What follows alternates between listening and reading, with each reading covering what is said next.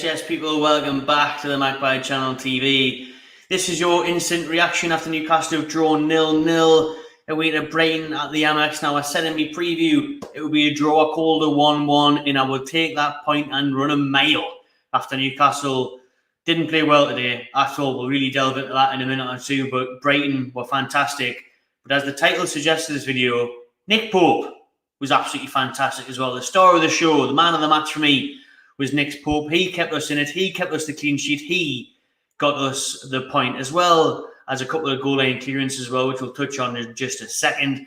But the past 24 hours or so has been all about Nick Pope. Nick Pope, Nick Pope, Nick Pope. That's all we've heard on social media. He took the world by storm yesterday for absolutely no reason. The poll thing came out, and Nick Pope was tweeted by all the biggest companies across the world: McDonald's, Burger King, Specsavers, whoever. Everyone was tweeting about him, weren't they? He was trending worldwide yesterday, but he should be trending worldwide now for a reason. Not just because of that crack yesterday, but for a reason today, as England's keeper. Because that was an outstanding performance by Nick Pope. And what a signing that looks to have been from Newcastle United, at a steal of just £12 million or so. Nick Pope, we'll get him properly in the player ratings, but he was amazing today. Some great saves, especially in the second half. Really kept us in the game and thoroughly deserved a point, just down to him. Well, I say just down to him. We'll now touch on those goal line clearances. There was two in the first half, while Kieran Trippier with the best one. 3/4 of the ball is over the line after Solly March has a shot and Kieran Trippier clears off the line. I'm waiting for the referee's little watch to buzz. That's where our watch goes, by the way. I haven't got one on.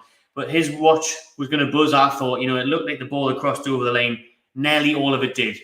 But the rules are the full ball has to cross over the line. And it didn't. So Newcastle got away with that one. Trippier with a good clearance.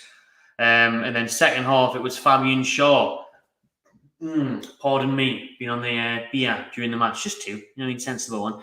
But, one clear off lane first half, one clear off lane second half. Fabian Shaw with one off the lane. It didn't quite reach the line, Fabian Shaw's, but it was going in if he didn't clear it. And he did. And then Nick Pope did the rest. Nick Pope made several brilliant saves, but Brighton were very wasteful.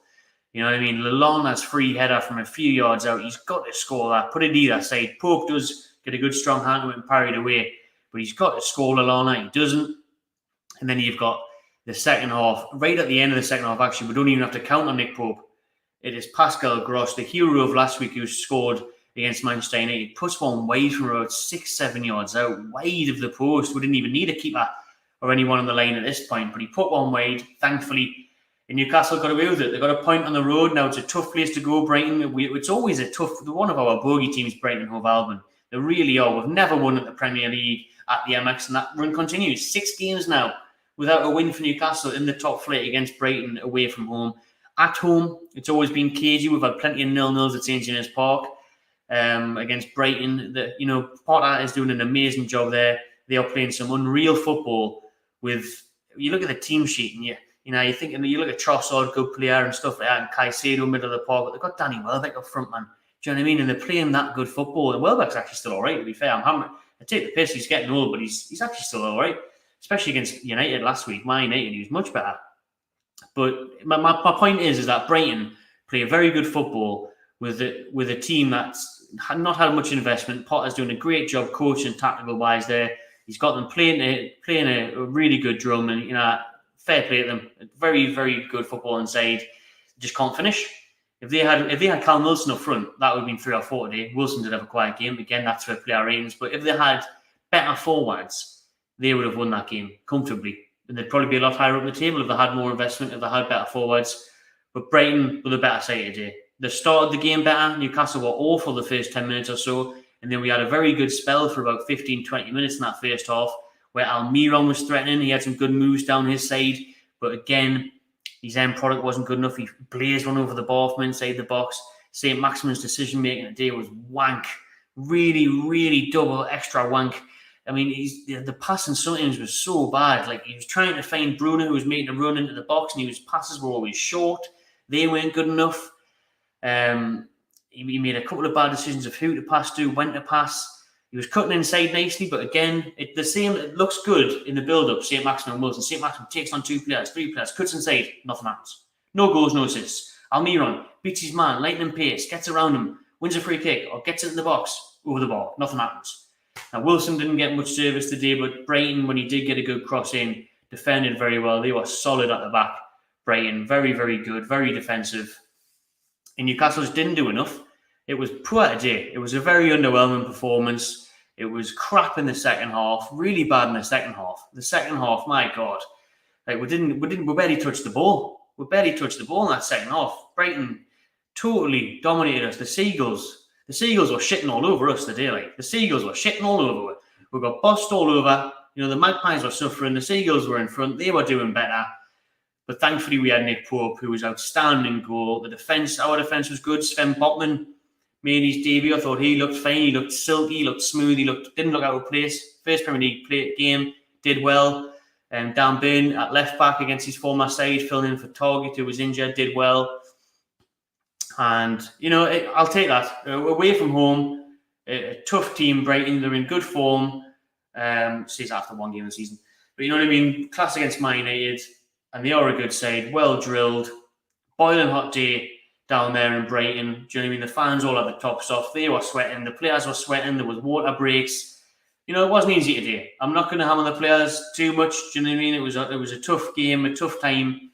And we came away with a point. A point in the Premier League is always a good result, I think. And for me, we can move on now. You know, beat Man City on Sunday, not a worry. But, you know, the main thing was beating Forest, did that. And then we've got a result of Brighton, 2 games in, 4 points. I'll take that all day long. I will take that all day long. I think that's a decent enough start from Newcastle. It really is. And, you know, for like I say, for a poor performance to come away with a point is a good sign. You know, we didn't turn up today. I thought the midfield was poor. I thought Bruno was sloppy today. I thought Joe Linton didn't do much. Joe Willock didn't do anything.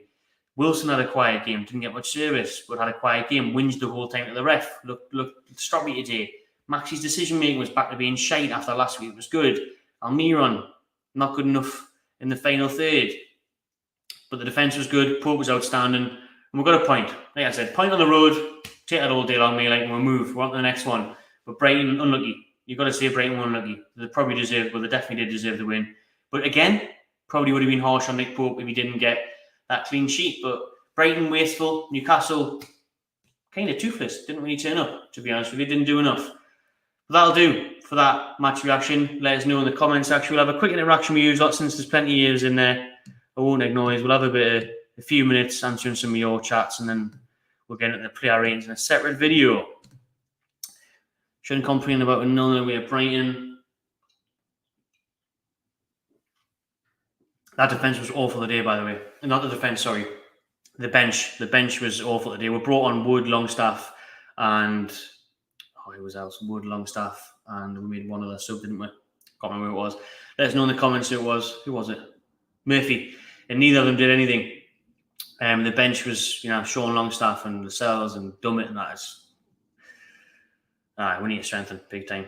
But yeah, you can't complain about 0-0 away at Brighton, but we need better options up front. Nick Pope 10. Save that for the next video. Aaron will be back with player ratings in about 10 minutes. Nick Pope man the match. Good result away. Woeful performance here, Simon. ASM was crap, says Andy. Need Paqueta ASAP, definitely. Take that all day long. Would love to see Paqueta in Newcastle. Hopefully there's some transfer news next week. Give away a bit of a leap into Man City, to a bit of confidence, hopefully. After, I'm sure they won today. They were 3-0 up last time I checked. Man City went to Bournemouth. I'm sure they smashed them in the end. Let ASM go for 40 million. This is not fake tan. If you haven't noticed, it's been 30 degrees every day for the past week, Danny. I've been outside. This is a real tan. Thank you very much. Been on the golf course and outside. It's just a little bit red. It's the lighting. It's the studio lighting. All right. It's a nice tan. Thank you very much. After sun. It's going to be fine. Took us 10 games to get 4 points last season. That's a very good point. And I made the point during the watch along that last season we had, well, for the last few years, we've had Kieran Clark as our number 2, and now we've got Kieran Trippier as our number 2. So that in itself is a statement of how we've improved. We need Ramos ASAP. Says JG, obviously Ramos from Benfica, heavily linked. ASM is pathetic. We did give the ball away a lot, like he was poor. We're getting him in the player ratings. Need a plan B. You're right, like it doesn't seem like we've really got one, does it? We kind of stick to it and then we just held out for the point today. Favourite paint? Ooh, that's a tough question. Now, on a day, I do like a fancy pint on a day, a craft beer, like a Club Tropicana. You've heard of that, like a tropical craft ale. It's a bit too out there, isn't it?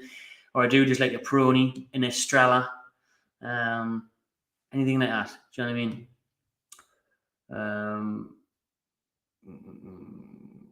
I'm on the Corona today. Got the Corona in today. That's what I'm on. It is going down well though in this heat. Missed target today. What else are you seeing? Quickly, we need Paqueta, man. Looked stiff against Forest too. I think it has, honestly. I think both came into today. I'm a viral sensation, me. World famous now. Played out his skin. Full of confidence. Right then. That'll do for the match reaction. Let us know your thoughts in the comments. I'll get back to them after this video is uploaded properly. Stay tuned. 5-10 minutes will be here for the player rating. So subscribe to my channel TV. And I'll see you on that one.